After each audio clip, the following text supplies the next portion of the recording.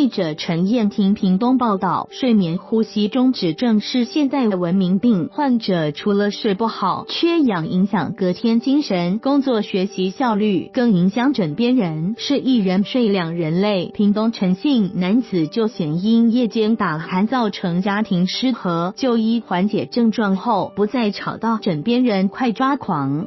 打鼾表示睡得好，误解。东港安泰医院耳鼻喉科医师吴丕雄指出，院内全屏东唯一登录于睡眠医学学会的睡眠中心启用后，50几岁的陈男在家人半强迫下就医，他长期有打鼾问题，自己整日精神不振，枕边人更难以忍受，直到差点发生家庭革命才就医，提升睡眠品质，不把睡眠赔掉。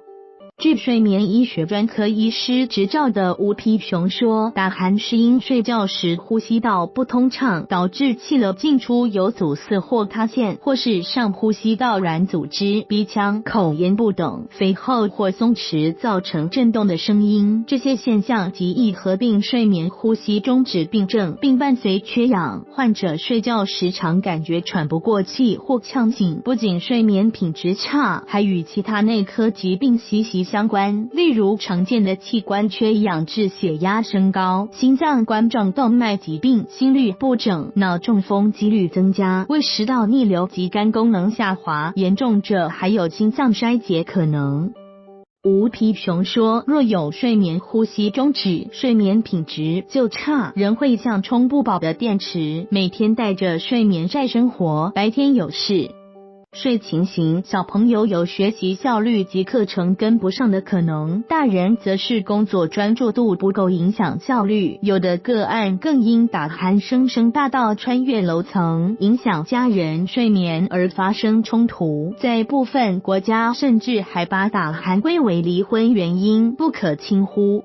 吴丕雄说，患者或家属若认为睡眠呼吸中止已经影响到生活，可前来就诊并安排睡一晚，透过精密型多频道睡眠检查仪记录脑波、肌电、眼电、打鼾次数、呼吸障碍、缺氧次数、心电图、下肢及体位变化等生理数据作为判读、诊断。新式的睡眠检查仪体积变期待，监测过程中患者几乎也不会受干扰。吴丕雄提醒 ，BMI 身体质量指数超过30的民众，罹患睡眠呼吸中止症的几率更高。除了应保持在标准体重，大部分治疗方式采鼻中隔矫正或扁桃腺微创切除等手术来畅通呼吸道，或非手术的心鼻正压呼吸器或侧睡枕等方式治疗，都能减轻症状，让生活和睡眠的品质大大提升。